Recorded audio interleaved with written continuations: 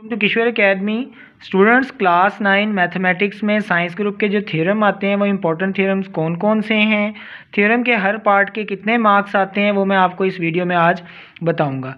New आने वाले students को मैं कहना चाहूँगा कि जो न्यू हैं इस चैनल पर, किशोर एकेडमी यूट्यूब चैनल को सब्सक्राइब कर दें।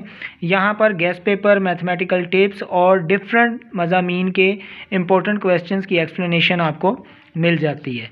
अब हम स्टार्ट करते हैं कि क्लास 9 जो है इसमें कौन कौन से चैप्टर में से थ्योरम आते हैं और कौन से थ्योरम ज़्यादा इम्पॉर्टेंट हैं।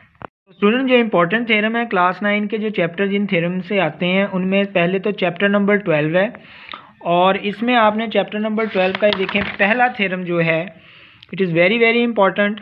Any point on the right bisector of line segment is equi distance from its and point. तो थ्योरम नंबर 1 आपने करना है, 1 के बाद सेकंड को आपने स्किप करना है। उसके बाद आपने करना है theorem number 3, the right bisector of sides of a triangle are congruent. तो 3 के बाद आपने जो करना है वो है fourth theorem, any point on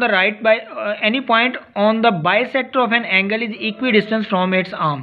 so students, theorem number 1, 3 और 4 ये इंपॉर्टेंट है, आपने कर लेने हैं। 4 जो है बेसिकली थ्योरम 1 की ही रिफ्लेक्शन है। इसकी एंड वर्डिंग को आपने बड़ा फोकस करना है। इसके लास्ट में लिखा हुआ है line segment is equi distance from its and point, जबकि यहां पे लिखा हुआ है फ्रॉम इट्स आर्म। तो बाकी स्टेटमेंट वही है, इसलिए आपने बच्चे क्या करते हैं कि 1 आता है तो 4 लिखाते हैं, 4 आता है तो 1 लिखाते हैं। यहाँ पे आपने गलती बिल्कुल नहीं करनी। तो चैप्टर नंबर 12 का theorem 1, 3 and 4 is very important. Next जिस चैप्टर में से थ्योरम आते हैं वो है चैप्टर नंबर 16। इसका आपने पहला थ्योरम करना है, parallelograms on the same base and between the same parallel lines are equal in areas.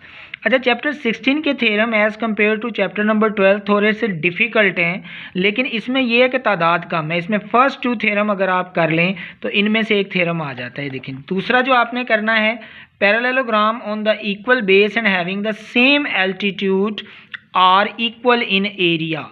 तो ये 2 अगर आप थ्योरम चैप्टर 16 के कर जाएँ तो भी आपका ये क्वेश्चन लॉन्ग 8 मार्क्स का प्रिपेयर हो जाता है। अब चाहे तो आप चैप्टर 12 का कर लें, चाहे तो चैप्टर 16 का कर लें। फिर मैंने बताया था कि आपको मैंने ये बताना है कि किस तरह होगा। सबसे पहले आपने लिखना है स्टेटमेंट, स्टेटमेंट के बाद आपने लिखना है गिवन, गिवन के साथ ही आपने शेप बनानी होती है। पहले शेप बनाएं और फिर नीचे गिवन लिखें, फिर टू प्रूव। अब प्रूफ यहाँ तक लिखने के आपके ये 4 मार्क्स हो जाते हैं। देन आपने जो लिखा है, जो बनाया है, उसमें स्टेटमेंट और रीज़न देनी होती है। स्टेटमेंट और रीज़न के 4 मार्क्स होते हैं। तो इस तरह से 8 मार्क्स डिवाइड होते हैं। आपने बहुत नीट करके लिखना है, गलती कोई नहीं करनी, ताकि आप 8 आउट ऑफ 8 मार्क्स ले लें। ये स्टूडेंट्स आपके मुफ्त के नंबर हैं, चॉइस इज़ योर्स। चाहे तो चैप्टर 12 के कर लें या 16 के। जो इंपॉर्टेंट थ्योरम मैंने बताए हैं अगर आप ये कर लें तो आपका ये क्वेश्चन अटैम्प्ट हो जाएगा। I hope you understand how to attempt the last question of math paper. So subscribe the channel and share the video. Thanks for watching.